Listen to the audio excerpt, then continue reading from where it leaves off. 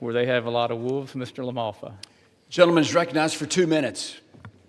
Thank you very much, my colleague from Rocksud. It's amazing here. I represent the northeast corner of California, where the wolves are being inflicted upon the people and the wildlife of that area.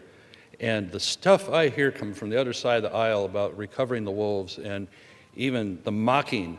Yes, it's real. There's wolves that are encroaching on elementary schools in Siskiyou County, the Little Shasta Elementary School. This isn't some Little Red Riding Hood story. This isn't some made-up deal. It's very real, and they're coming closer and closer to town all over the northeast part of California. So my colleague from the North Coast, when he mocks us like that, I'm wondering if this Proposition 50 in California kicks in, and he ends up representing my constituents up there that are fighting against this, and I'm their only voice in that echo chamber of California against this.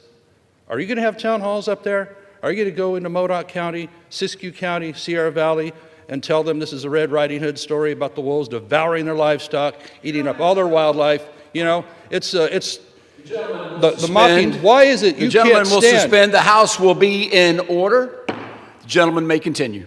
Why is it you can't stand the people that produce the food, the lumber that come from my part of the state, from the West, from the rural parts of America? Is it you want all of your beef, I guess if you don't eat beef, you might be able to have this conversation.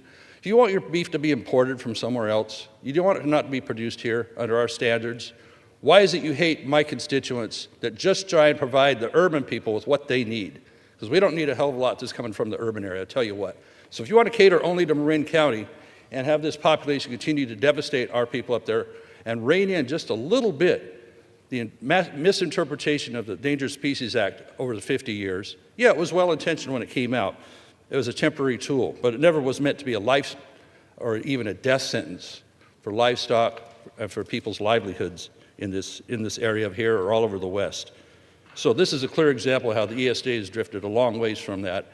And it's high time that people have tools, especially my home state of California, where they have no tools until the Fish and Game finally decides to come in and pretend to do something. Gentleman's time has expired. I yield back.